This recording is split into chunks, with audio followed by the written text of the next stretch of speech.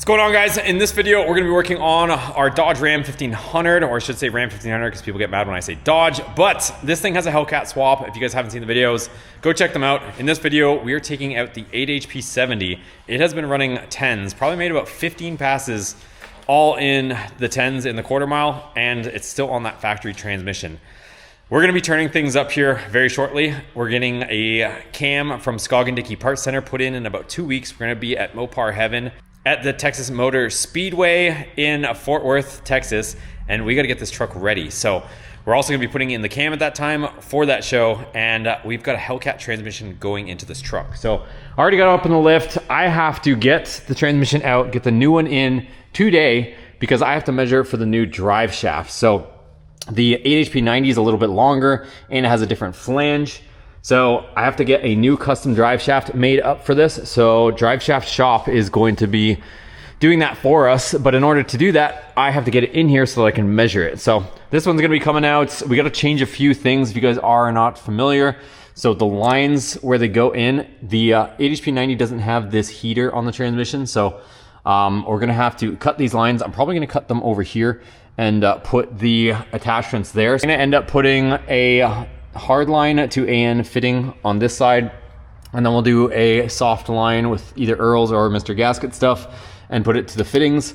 I don't know if this will fit also, so the bracket for the neutrals override, if we got to do anything with that.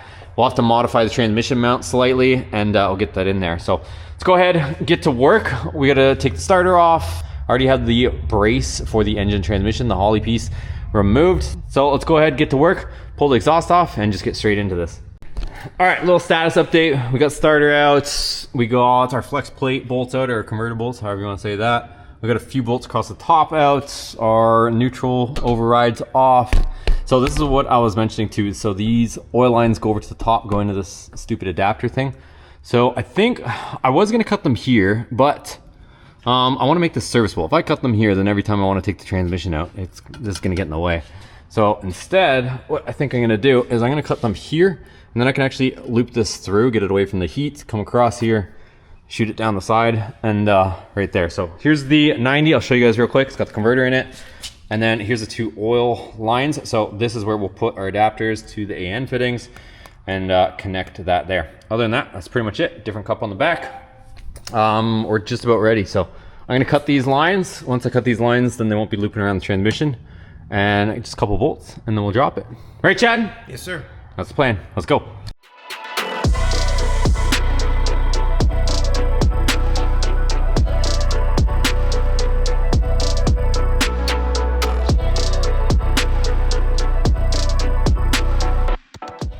All right, so transmission is out. Here she is. So we got it up on our transmission stand here, jack. And then here's the 90 that we're putting in.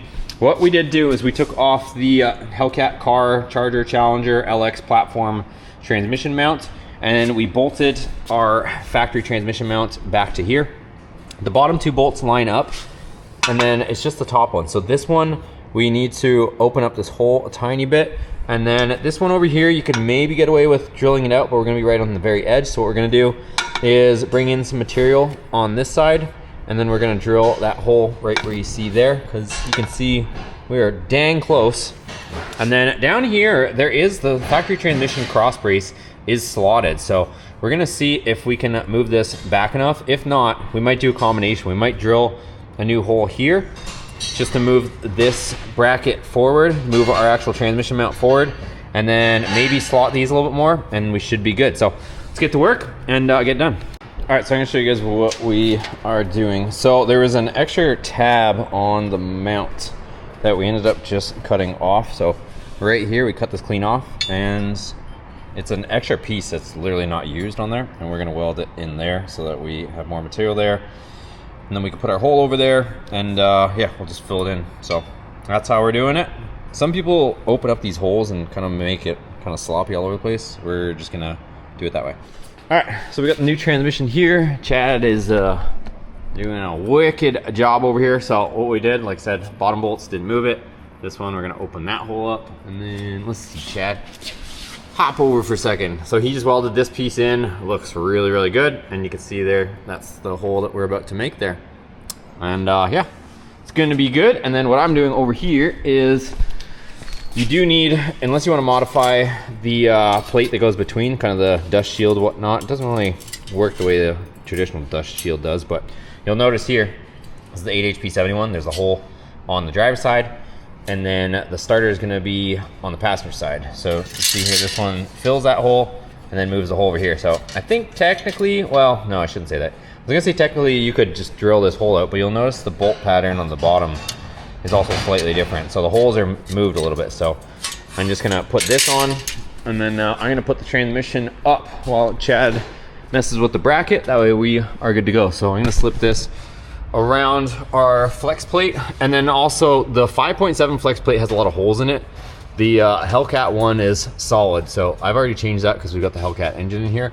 Up to you what you guys want to do there. You can use the other one, the bolts will line up, but this one obviously less voids, should be a little stronger. So that's it. Let's get this done. All right, guys, check this out. So I was about to put everything up, and as soon as I put this dust shield here, look at this. So these are stainless works long tubes. It's gonna get right into where our starter motor has to go. So you either have to start chopping and cutting and doing some stuff, because there's no way that this starter will fit with the stainless works. Like, it's just not gonna happen. So I do happen to have, I don't expect you guys to have this, but happen to have a set of Hooker Blackhearts over here, and it looks like this may work. I don't know, can't confirm it, it's for a different application, but we're gonna try it. So I'm gonna pull that passenger side long tube. I mean, we got so much room for it to stay up here. Why they decided to go way down here is beyond me. The factory exhaust used to go through here, but it doesn't work for a passenger side starter. So that's the situation. I'll let you guys know what we do. What have we got ourselves into? All right, guys, so we are back at it. Shop is an absolute disaster. We're gonna be working on the exhaust today. We're gonna see how much we can knock out on that. Drive shaft is built. We got a carbon fiber drive shaft coming from Drive Shaft Shop, 3.5 inch. That's supposed to be, got shipped yesterday. Today's Saturday, so it got shipped Friday. Supposed to be here maybe Tuesday. I think it might show up Monday, but we'll see. Either way, we're not ready for it just yet until we get hopefully some work done today. So my shop, if you guys haven't seen my last video, it's a disaster right now. So I decided to beat the heat, and before the Florida summer starts turning up, I got the whole thing spray foamed. You can see over here, but they were having some issues with their gun, and they didn't get a chance to finish this. It was supposed to be done like a day or two ago, but life happens. Sometimes things work, sometimes they don't, and in this case, their gun did not work, so they had to get some parts. They're gonna be back on Monday. But as you can see over here, I'm painting the whole thing, so that way it looks half decent. Maybe eventually I'll put some paneling up, but at least for now, it's not gonna be a complete eyesore. It's not gonna look like a money shot on your famous adults films. So what we're doing here is we're taking off our old exhaust. So we had stainless works long tubes on this, but they're not going to work with our Hellcat transmission here because the starter motor's here. The starter motor used to be here, but there's all this room. So we've got a Hooker Blackheart here that is actually going to fit beautifully. Come through here. We got Chad over here. He's going to be cutting, welding, making up the exhaust, and getting it back to our Flowmaster system. But while we're in here, we're also going to replace the Flowmasters with the Flow Effects. So I got these Flow Effects over here. One's in the box right there. The other one we popped out of the box. So those are Flow Effects. It's stainless and it's an 18-inch body, so it's gonna be just a hair quieter because this thing is gonna bark. So we've got Flowmasters on our Challenger over there, the Hellcat. It's a 14-inch body and it is like insanely loud. So I'm hoping the 18's gonna be a little bit better. We've already got V-band clamps over here, so Chad's gonna rework the exhaust, get it back to here, get the two 18-inch body Flowmasters in there. We also gotta pull the driver's side stainless works out of there. Hopefully rework a Hooker Blackheart header that originally wasn't made for this, but we're gonna see if we can make it work. So that's what's ahead of us. We'll show you guys as we get the work done. All right, a little catch-up video for you guys. So up here, we've got our Flow Effects mufflers going in here, stainless steel, the 18-inch body ones. We did make a change. So this is what ended up happening. So I don't know if you guys know this, but I kind of overlooked it, and then luckily I caught on to the fact before we started doing any major modifications. But we've got a driver's side starter. So if you look here, it's got this indent here, and then there's also the indent there. So the Hellcats use a starter motor on the passenger side. The Stainless Works long tubes, they do not allow for a passenger side starter, but you can use a Trackhawk starter motor. So Trackhawk starter motor, I think it's the same one like a Durango and stuff like that, bolts right into our 8 HP 90. You do have to use the different dust shield here. You can either open up a hole in this one or use a Trackhawk dust shield. So you'll notice the Trackhawk dust shield doesn't have the hole there. So ended up doing that, and then all of a sudden we are back in business. So we've got all of our room, and now I've got the Stainless Works headers. Me and Chad had to it was a pain in the butt, but it saves us from having to do custom header stuff. And now what we're gonna do is we're gonna recreate my exhaust. It's a little bit easier for us because I already have that stuff made up, and it's not too shabby. So Chad's gonna end up cutting those a little bit shorter because, like I said, we did have 14-inch mufflers in there before, but now we've got 18, so we're pretty much gonna have to cut off like 4 inches on that. Probably you can almost cut off 4 inches on that and be pretty much in the ballpark, right? Close to. Never thought of that, yeah. So that's gonna be it. So we'll start getting that geared up, show you guys what we're doing, and then yeah, we'll have those mufflers in place. Drive shaft should be here on Tuesday. Here's our bracket that we modified, and yeah, we're just getting things underway. All right, guys, so huge shout out to my boy Chad for coming out and just nailing these welds. So he got these all welded up. So we've got V-bands on both sides of our Flow FX mufflers. This was just kind of something we were doing while we were in here anyways. So we got these on here because we're gonna be cammed, and this thing is gonna be spicy. So as far as the transmission stuff goes, I ended up painting that bracket, so there's all that. Everything's good to go there. Our flex plates bolts for our torque converter, those are all torqued down. I torqued down the bolts up top there. What I want to do is I want to get our transmission lines sorted out because this thing's been leaking and it's been making me crazy. So I've got just our raw cut off ends right there for the transmission cooler lines. And then we've got this over here. I also have to mess with the neutral bracket here, but so that I can stop this thing from leaking, we're gonna unscrew those fittings, and I'll show you guys what we got over here. Don't mind the mess because we're in construction mode, but I have to leave next weekend with the vehicle, so it's not gonna stop us from working, even though we're working in a disaster. So what I've got right here is a bunch of Earl's fittings. So I'll show you guys, and I'll link down below the parts that we are using. So you'll see here, we've got these ones here. These are gonna screw right into the transmission and give us an 8AN fitting. So I'll leave that stuff down below so you guys can pick this stuff up.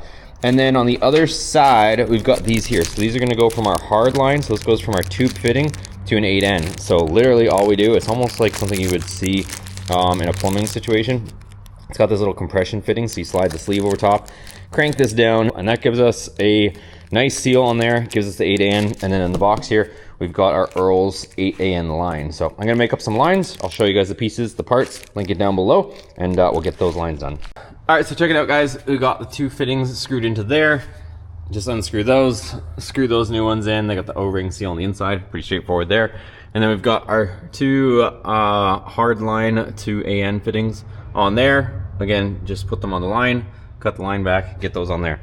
So right now, in our makeshift garage right now, I am using the Earl's clamp. So not trying to tell you guys you need to buy this, but you also kind of need to buy this. If you don't want your fittings to look like crap, you need to get some of these AN tools. So the jaw that goes in the vise, it's made out of the same material as the actual fitting, so you end up not marking these whatsoever. So I just tightened this one down, and there is not a single scratch on it when you use the Earl's AN wrenches, because they're made out of the same material as the actual fitting, and crazy enough, it doesn't even leave a single scratch on it. So anyways, this one's done, got the 90 on there, so I'm gonna measure it out to the other side. I haven't decided yet if I'm gonna put a 45 or a straight on the other side. We'll see how it looks, and I'll show you guys once I cut it to length and kind of get it in there. Okay, next little update for you guys. I'm having to make up a bracket for the neutral cable. So this is if for some reason your vehicle is down, you need to put it in neutral, this is the cable here.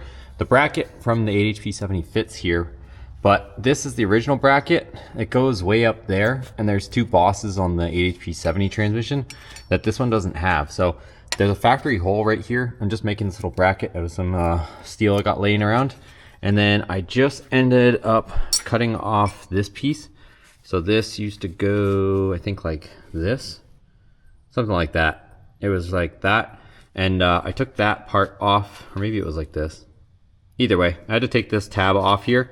What I'm about to do also is cut off this tab, and this is going to get welded right about there to my new bracket, and then I'm going to weld one more tab to fit this factory hole. So this factory hole, that factory hole, and then I can make this up, and then that will be sitting right there, and then this should be good to go. Okay, so another update for you guys. So we've got the lines on here, and then we got our bracket that we made. So I ended up going through there like I showed you, and then to this bolt hole. So this thing is solid on here, and then lines come over to there, connect into there, go through there. I'm probably gonna attach something here just to hold them up a little bit more, but I also right now can put in my starter motor. So we're gonna get that in there with the 2 bolts, and then you'll notice this big void down here. So if you're going from an 8 HP 70, the factory brace does not have the holes for the 90. So if you pick up this piece from Holley, it's got both. So the 8 HP 90 and the 70 bolts. So you can use it for any of them. So I'll link this down below as well. Comes with the hardware. So let's get this installed as well. Get the hardware in there, and then that's one less thing we got to worry about, as well as our starter. All right, guys, transmission is all in. So we got that Holley brace in there. That's all tight. We got our starter motor up in there too. I'm gonna come up with something just to hold these lines here, but everything's tight and it comes through here. You could have taken them farther, but I didn't want to be making my connection right next to this header here. So plus I think this is just a little nicer through here. So anyways, that's where that is. I just gotta make some sort of tie to hold these up and out of the way. Not a big deal. Other than that, our exhaust is all reconnected. I double checked our fluid level on the side here. There's a whole procedure. I'll link the video that I have on checking the procedure.